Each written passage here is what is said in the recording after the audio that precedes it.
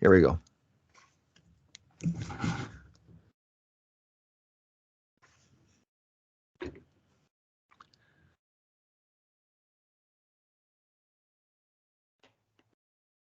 Let's do this. The Cult of Hockey podcast by the faithful and for the faithful. I'm David Staples of the Edmonton Journal, and I'm here tonight with Bruce McCurdy. Hey, Bruce.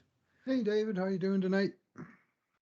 Got a sore elbow. I was out at stick and puck, passing around the puck with my wife. And, actually, she was rushing in on me, practicing her rushes, and I fell to the ice, stumbled to the ice as I was making a transition. Banged up my elbow pretty good. You didn't elbow her. I did not. All righty. You awkwardly stumbled to the ice. You should have tried out for the Oilers tonight, David. You would have looked right at home out there. God, what a game. What a crap show that was, Bruce. All right, so the Oilers lost 5-2. The grade A shots were 16-13 for the Oilers, and the 5 alarm shots were 9 each. So grade A shots have about they average about 25% chance of going in. So it's, 20% plus shots of going in are considered grade A shots by us. And the 5 alarm shots they go in about a third of the time. We base a 5 alarm shot on a breakaway. The shootout percentage and the average shootout percentage in the NHL, if I'm not mistaken, is around 33%. So that's what a 5 alarm shot is. And both teams had 9. It was a really high event game for both teams. This was not a strong defensive game for either team. It could have been won by either team, but Edmonton just had the weaker goaltending, frankly. And this was with a couple goals called back where Smith looked good on neither of them, Mike Smith. So we're going to get into that. Bruce, this is our 2 good things, 2 bad things, and 2 numbers podcast. What is your good thing? All right. My good thing is going to be Oilers video coach Jeremy Kupel and video assistant Jason Petrowski, if he's involved in this specific aspect. I don't know. I expect it's probably Kupel's work. Detecting 2 razor-thin offsides at the Edmonton blue line on a pair of would-be Montreal goals. And those 2 calls kind of kept Edmonton in the game for longer than they should have. But he did his job. Trouble was when the shorthand or when the Montreal power play goal was disallowed, they had to put 27 seconds back on the power play clock. And that was too much. The Oilers had 40 seconds of power play to kill. And I said to my wife, geez, that's a lot of time to be putting back on the clock. How much faith do you have that they're going to kill this one off? And sure enough, they couldn't withstand even 40 seconds of second life after Jeremy Kupel, I hope I'm pronouncing his name right, got the call right for a second time. And Oilers actually won 3 video challenges in this game, and they still lost by 3 goals to the 32nd place team in the National Hockey League. How's that? That's crappy. Hard to find other good things with facing those startling facts. Yeah. So my good thing was the play of Philip Broberg. Is he still 20? I think he's still 20 years old, if I'm not mistaken. Yeah. His birthday's in June, I think. Yeah. Anyway, Oilers' first-round draft pick a few years ago, and a controversial pick it's turned out to be. I've always, from my viewings of the player, I've always thought he had a ton of potential. And tonight, I think we saw a little bit of it at the NHL level, which is the most encouraging thing of all, because that's where it's got to happen.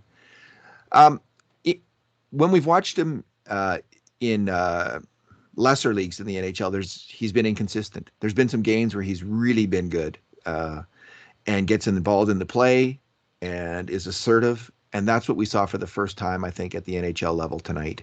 Maybe we've seen it a bit before. But he's advanced from getting blown into smithereens in the preseason with hits, which was happening constantly when earlier this year in the preseason games, to tonight, Bruce, I thought he was the Oilers' best defenseman. And he kept a clean sheet, which means that he didn't make a major mistake on one grade A shot against at even strength. He was rushing the puck, making all kinds of plays. Um, there was early on, there was a very nice stretch pass. It kind of just uh, dissected the Habs defense right to McDavid, who sent in McLeod. Then I think on that kind of breakaway-ish chance that McLeod had early on in the game. Um, then we also saw McDavid and Draisaitl later in the game. They sent in Broberg himself rushing in, coming down the wing and cutting into the middle. And this is a play he can make at the NHL level, I believe, when he starts to get really involved. He's a strong player rushing the puck. And McDavid also set him up. Niemelainen charged into the corner, kind of caused a lot of ruckus. The puck pops to McDavid, who then set up Broberg in the slot for a one-timer, which was a really nice shot, one of the 5 alarm shots. So strong game on the attack, strong game on defense. And, man, I have no idea, Bruce, how he did not get a penalty called he got slashed right in the face, in the head, in the third period. And, there'd been a lesser similar play called earlier, I think, in the third period against the Oilers. How did they miss that? I mean, just bam, right in the face, and no call. Anyway, I don't know if it would have made a difference, but it was really encouraging for him to play that kind of game, particularly in a game where Cole Caulfield was a star, played really well. And, one of the players that people who criticize the drafting of Broberg point out, like, they had Zegras, they could have had Zegras, they could have had Boldy, they could have had Caulfield. This is completely fair comment. At the time, many people viewed these players as potential NHL top 6 forwards, even top line forwards. Yep. So, Edmonton made the decision that they needed more help on defense. Looking at their defense tonight, Bruce, not wrong. They were not wrong. They're not wrong. So if Philip Broberg can continue to develop, it can still be a win, and maybe a huge win for the Oilers. It's yet to be seen, right? We don't know. But we know he's having a really good year in the AHL, in the American Hockey League. He's their number 1 defenseman when he's down there. Not bad for a 20-year-old. And we got a taste of it tonight in Edmonton. Yeah, this was what I would say by far his best game that he's played in the NHL. And you called him Oilers' best defenseman. I think doing the grades, I'm going to grade him as the Oilers' best player in this game. Like I saw him in a very positive light, and this was a game where I guess positive lights really shone brightly compared to all the other dim bulbs up and down the lineup. But he had 2 very, very good shots on net himself. Broberg officially had 4 shots on the night to lead the D-corps, and he had 1 great shot from the slot that was a terrific save by Sam Montembeault, the latest Vezina Trophy quality goaltender playing against the Oilers, and the other one where Leon sent him in on the rush, and he came charging up the left side, and a little bit of an angle, but he took it right to the net, and he got a pretty hard shot. That was not an easy stop either. And I just liked his mobility, and he just looked to be more in command. And this is his 3rd stint in the NHL after a brief send down earlier this week, and it looks like he came back up with a bee in his bonnet and something to prove. And he's got something to prove, but it's high time he started to prove it. And tonight he started. Yeah, I mean, he's got the confidence of the coach. I think Woodcroft knows what this player is from Bakersfield. He knows what he has. So, and that's really good. That's a good thing. And what I saw tonight was a lot more composure in his previous games in Edmonton. I mean, he did have a good stretch of games when he first came up, as I recall. Like there was 2 or 3 games he was paired with CC, for instance, and he had a good game there. He had some good games in the bottom pairing. But this game, he looked like a whole different level of composure defensively, which is, obviously key for anyone trying to make it in the NHL in the defensive role. He looked in command on defense and playing his off side on the right side. He looked really good. I mean, and that's a good development. Especially, well, we'll see if Evan Bouchard, how sick. Apparently, Evan Bouchard left the game because he was ill, so not an injury, but the Oilers can ill afford to lose another right shot D-man right now. Alrighty, Bruce, your bad bad thing. What is your bad thing? I'm going to have to go with Edmonton's wretched special teams in this game, which Edmonton had 654 on the power play, during which time they mustered 4 shots and 0 goals, and allowed one, possibly 2 shorthanded goals. Though in truth, it's hard to blame the power play for the one shorty that was scored just as a guy was coming out of the box off a 4-on-4 situation. But they also got scored on again, and the video coach Jeremy Kopel came through to save the power play for that embarrassment when Darnell Nurse coughed the puck up, millimeter outside of the Edmonton blue line, apparently, and a Laurent Dauphin went in. Montreal, I think, fourth liner went in and made a very uh, weak deke from the side and managed to open Mike Smith up like a can opener and slide it along the ice right into the middle of the net off his backhand. Anyway, the power play got let off the hook there. Meanwhile, the penalty kill, on their first 2 opportunities to kill penalties, they gave up 3 power play goals.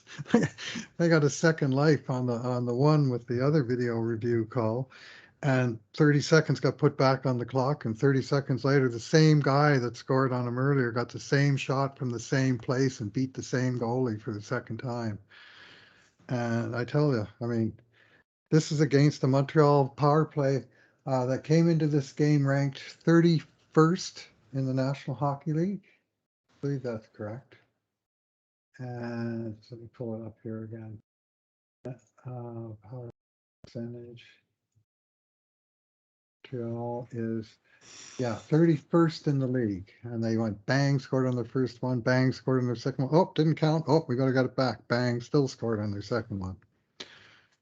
And meanwhile, Edmonton's highly ranked power play was lined up against the Montreal penalty kill, which ranks 29th in the league, and couldn't get it done. So both special teams I thought were wretched. And just to put a icing, I mean, a 4-on-4 team, which you could argue is a special team, it got caught with its pants down. And then the last special team, the 6-on-5, they got a chance, and the puck was in Edmonton's net within what, 10 seconds, 8 seconds off the offensive zone face-off. Like, nothing, lose the draw, can't keep the puck in, can't contain the play in the net. The penalty kill was weird. The same kind of thing was happening again and again with the puck being moved over to a Montreal attacker kind of above the face-off circle, and him just being allowed to move right in, essentially. And there was some disjointedness. First one, Yamamoto, I thought was really out to lunch. He got up too high. He moved too high to the point, and that opens up the space then for the guy to come down the wing, like to fill in that space behind him. You have a 4-on-3 all of a sudden down there. And the next, Draisaitl and Kane were the culprits on the next goal, where Leon backed away trying to stop the crossing, but really his job is to move up and take away that shot. And Kane got a little too high there as well, so he wasn't able to get over. He was also picked off legally, like, you're allowed to get in a guy's way legally. So there was some disjointedness there. They really missed the Nuge in this situation. I mean, that doesn't happen when he's out there. So as much, hardly at all. He and Hyman are really good together. That's their top PK unit, and this was his presence he was missed both on the power play, I think, and on the shorthanded situations. We're seeing that.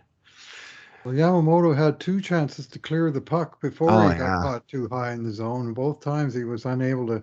First time he couldn't get it by a Canadian. The second time, I think he hit his own teammate Derek Ryan with the clearance pass, and both times the puck stayed in, and they stayed out for long shift, probably well over a minute. And of course, eventually the puck wound up in the net.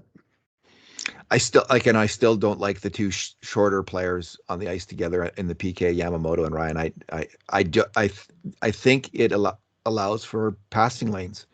One of them works in tandem with a player who's a bit more of a space eater, but together. They're giving up. They give up too many cross seam passes. Bruce, my bad thing. And I hate to almost hate to say, but Mike Smith was just he looked like he was 100 years old in this game. And um, I don't know, Bruce. I just think this experiment's got to end. They've got to send him to the minors to get his game back. He is costing them games. He cost them this game. The grade A shots were about equal in this game in the 5 alarm shots. And the Habs got 4 goals plus the 2 others, I mean, where he didn't look good on. Like I didn't watch the one by Dauphin so closely. I watched the first one by Suzuki, and I thought that outside shot, I thought he should have had that. He had a clear view of it, and I just thought the first disallowed goal by Suzuki, I think he should have had.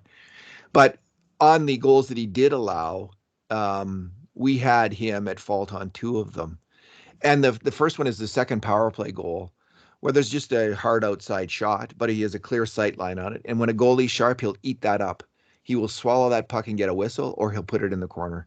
And Smith just barfed it up right back into the slot. And Lagesson, we marked Lagesson down for not stopping that shot. It was a pretty hard play for William Lagesson. It went right to the shooter and right in the net. So like a turnover, David. A rebound like that's like a turnover. Yeah, I think we should take Lagesson off as responsible, honestly. Maybe right on the guy's thick and in the net. The only thing you could say is he could have anticipated, like, be over there a little. Well, anticipate something's going to happen, and so just be on the guy. All right, so and then the other one was the 4th goal, and this is the breakout. Montreal's breaking up the ice, and the guy goes behind the net and puts it back through the slot to a wide open player. So on this play, there's a number of players at fault. There's Hyman and Yamamoto who it's a 4-on-4, I think, at that point, but they have 3 forwards out. Yes. And both Hyman and Yamamoto get too far up the ice. So they're caught out, and Nurse is back. And Nurse does a good job initially forcing the guy to the outside, but he allows the pass back through the slot, and Yamamoto and Hyman aren't back in time to stop the shot. But in the meantime, Smith has reacted so strongly to the guy with the puck. He's flailed and flopped right out of the net. He's taken himself right out of the play in a very kind of awkward way. And it wasn't his only awkward moment in the game. There's a moment where he falls back into the net, either on purpose or not on purpose, and he takes the penalty. But on that play, Bruce, he is not the goalie he was last year. Injuries have taken a huge toll on his game. This is not working. This isn't working. This isn't close to working. And it is time to end this experiment of him working his way into game shape in the NHL. I don't think it can happen anymore. I think he's got to go to the AHL at this point and see if he can work it out there and call up Stuart Skinner. And I think they're actually going to do it. Well, it's high time that they consider doing something, because what they're doing is not working. I mean, Stuart Skinner went down last night and basically stole 2 points for Bakersfield again. And then they got this tonight where Edmonton's putative number 1 goalie gets badly outperformed by Montreal's number 5 goalie? It's not Carey Price. He's not Jake Allen. And then there's a list of other guys further down below them. And this guy was by far the best goalie in this game. And Smith, for the goals that we didn't fault him on, were shots from the high slot. And he's like all the way back on the goal line all the time. Like he's never even on the top of his crease, David. He's like Eddie Shore has got his neck tied to the crossbar. You remember that Eddie Shore and the Springfield Indians? They were called the minor league team in the AHL that was not affiliated with any NHL team. And Eddie Shore was their manager coach, and he was a despot. And he used to threaten his goalies, and I guess he did it in practice a couple times to tie them to their nets. Well, Smith, for all of his famous wandering and puck handling skills, when the other team's got the puck, it's like he's rooted onto the goal line. I bet if you did a forensic analysis of his skates, you'd find red paint on them from the actual goal line, because that's where he is all the time. Like he never's cutting down any angles, and he's fighting it. He's fighting hard. Like I'm going to be careful as to how I'm going to criticize him because I don't think it has anything to do with effort or desire or any of those things. I think he's hurt. I really do. I think he's been hurt since October 19th. I don't think he's ever been right since he came back. Yeah, he's been in the NHL for how many seasons? Like this isn't like this guy is driven, Mhm. absolutely Yeah, driven to succeed. And Bruce, we're saying all this as people who really like Mike Smith as a player. I think I think heading into the season, I said he was my favorite player on you the did. Oilers. I did, but And you did. and and he it's because he was such a team leader last year. I mean, he played really well, but he seemed to fire up that team and inspire the team. He played great hockey. And this year I agree, it's one injury after another. And this is why I'm saying he's got to go to the farm. Like he's got to work this out somewhere else. Him being on the goal line is not a bug. It is the feature of his game. Like It's he no, on the Suzuki goal that was disallowed. That's why I'm saying like that was on him. It yeah, was not a, it was a good shot, but he was way back. He was yeah, way back in his net. How are you going to stop that way back? Like, how are you going to stop these bullet shots from the just to the edge of the grade A area, the edge of the kill zone, and yeah. he's not stopping those consistently. Like, get a save, make a save, and he did. There were, as we say, nine five alarm shots. There was lots of tough shots for Mike Smith tonight, and he saved some of them. He looked good. He stopped at least one breakaway, and he made some other really good stops. But there was so many bad rebounds. There was another bad rebound in the second that led to two five alarm shots from his rebound play. Something's not on, and well, okay.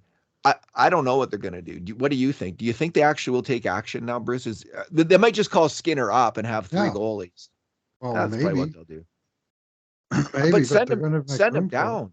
Send him down to give him a chance to get his game together. No one's going to take his contract. So send him down. Yeah, well, it's got to, it's got to be ringing alarm bells at some point. You wonder about what's going on. The general manager here, he used to be a goalie, for goodness sake. He was a goalie. You expect him to be an expert on goalies. And Well, yet, here we are. maybe he's so the heading into the game. I wrote a post about this, Yeah. and the only thing I said that gave me a ray of hope on this whole thing was in the 2019-20 season. Um, in November and December, Smith went through a longer run of games than the one he's on, where he played atrocious hockey, like an 850 save percentage over 12 games or something like that. It was in that range, and I thought, and most fans thought, I think he's done as a goalie. It's over. We've seen this in the past where he's not played well. Tippett stuck with him and was rewarded. He played in the rest of the season and fought a couple of months of the season. He had I think a 911 or 913 save percentage, something like that, above league average, and he played well, and then came back last year and was fantastic. He really was. He had arguably the best year ever that we've seen for a goalie that age last season. So I was certainly rooting for him. I'm still rooting for him, and I think, like, if we want to frame this positively, maybe they can't trade for a goalie, Bruce. Maybe there's not a trade to be had that's going to make sense for the Oilers. There's just not going to be someone available at the right price. So they might still need Mike Smith. They need to find out if Stuart Skinner can play or not at the NHL level, if he can carry this team into the playoffs, because it's happened that goalies come up from the AHL after solid runs of play there, as Stuart Skinner has had, and they can do that. If Skinner cannot do that, they need to know if they can get something out of Mike Smith. And the only way to find that out, I think, is to have him go to Bakersfield for a month and see if he can get his game in order. Play him a lot down there. See if he can work out the kinks and get back to where he was last season. So it is not to hurt Mike Smith that you do this. It's to give him one last chance at an NHL career and about helping the Oilers this season. That's why you do it. Yeah, I'll be interested to see if it happens. I think it's more likely they put him on IR, to tell you the truth. And I do think he's hurt. I don't think he's Yeah. been right. And maybe giving Skinner the look is the thing. Somebody on Twitter pointed out yesterday, and it's right on. Dallas Stars, they have two veteran goalies in Braden Holtby and Anton Hudobin. and a 23-year-old kid, exact same age as Stuart Skinner. Guess who's taken over the #1 reins of the team after, they gave him solid chances through the first half, and all of a sudden now Jake Ottinger, he is the #1 goalie in Dallas, and they're on a roll. And in Edmonton, it's like Skinner is the third choice, the third choice, the third choice. And since his first 2 games of the season, Smith was good, and I mentioned October 19th that he got hurt against Anaheim. Including that game, he is .877 with a .386 goals against average, 3 wins, 8 losses, and 1 other loss. He's not helping the team. He just does not help. It's time to act. And I suspect you're right, Bruce, that he'll go on to IR. He looked like he got shaken up tonight, and that's probably the most likely thing. That said, then, maybe then you can get a 2-week conditioning stint at least, out of it in right. Bakersfield at the end of that, instead of trying this again, because this isn't. They've tried this 2 times, 3 times now. This isn't working. Yeah. I don't think anything's going to work. If I had to bet on it, I'm really hoping for the player. I don't think he's healthy enough to come back this year at least, and he's got a contract for next year, so we'll see what happens then. But it's time to move on. It really is, and we'll see. Do something different, because this recipe is not working. It is not. So. And the other thing is, Jay Woodcroft knows Stuart Skinner, obviously, and has worked with him for what, 4 years now. So that there's a comfort level there too that could benefit both the player and the team. All right, your number, Bruce. Yeah, my number also relates to Mike Smith, and that's 11 of 13. And that's of Mike Smith's last 13 starts, dating back to October 19th. He has, in 11 of them, allowed at least 2 goals in the first period. The Oilers have given up 2 or more goals, one time 3, one time 4 goals in the first period on his watch, and he's given up in those 13 first periods, one of which wasn't even complete, 26 goals. And you wonder why the Oilers are fighting uphill all the time. Well, when you give up 2 in the first period, you're going to be behind at the end of the period most of the time, or tied at best. And it's just, he's not coming up with the stops early in the game, and it's killing him. My bad thing is the first goal, and your number? Excuse me, my number. Yeah, sorry. And the number is 12. Okay. This was the 12th time this year, Bruce, that the Oilers, a bad line change has led to a grade A shot against. It's only the 2nd time it's led to a goal against this year. And man alive. So when I was watching the play, initially I just couldn't believe what I saw with Niemelainen's pass. I'm thinking, what? Who does that? Throws it blindly up the boards, awkwardly, blindly up the boards, not taking a look, and passes it right to Mikko Koskinen. It's a Finnish thing. Passes it right to the wrong guy, just like Mikko Koskinen did. He passed it to a sniper Kubalek, and this time it went to Cole Caulfield, right? Like the last guy on the Habs, you want to give time to walk right in off the wing and pick his shot. So initially I was really down on Niemelainen and thinking, and then I thought, I need to take one more look, because if you think about it, Caulfield was right at the blue line. Why was there no Oilers winger there? So if you go back and watch the replay, what you'll see is Zach Hyman coming straight across the ice rather slowly. And instead of thinking, oh, it's in our zone, and maybe not change until I get out of zone, he skates there, and Niemelainen sees him evidently skating across the ice and thinks he's going to be there on the wing and I'm going to pass it to him. And instead Hyman shifts off and there's no one there. There's a ghost. And so instead of passing it to Zach Hyman, another player shifts on and there's no one there. And Niemelainen didn't look up to check again, which was his mistake, right. And goal again. So he did make a mistake. It wasn't quite as horrendous as I thought initially. It wasn't a solo unassisted error. Yeah. Like we thought. But that was a bad line change that Hyman made, and Hyman had a rough night in some regards. Like he was caught up ice a couple times. He was caught up ice. We already mentioned the 4th goal where he was caught up ice, and that was like you might expect Hyman, or excuse me, Niemelainen, he might be thinking, well, Niemelainen has full possession of the puck. He's going to take it behind the net and wait for the line change, right? Niemelainen has to be game aware, right? He's got to be a smart player.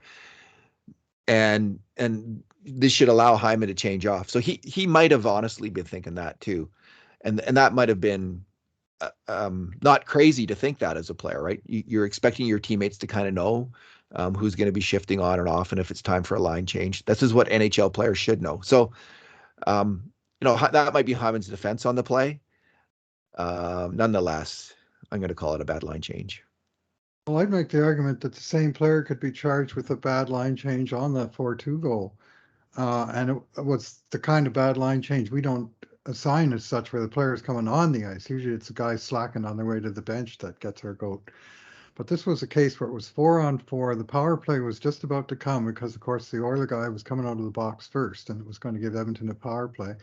And in the 4-on-4, Cody Ceci, the Oilers got the puck deep into Montreal zone. Cody Ceci went off.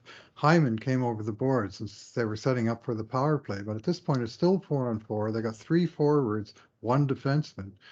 And Hyman, coming off Edmonton's bench, just sort of drifts up and into Montreal territory, covering nobody and high in the zone doing nothing.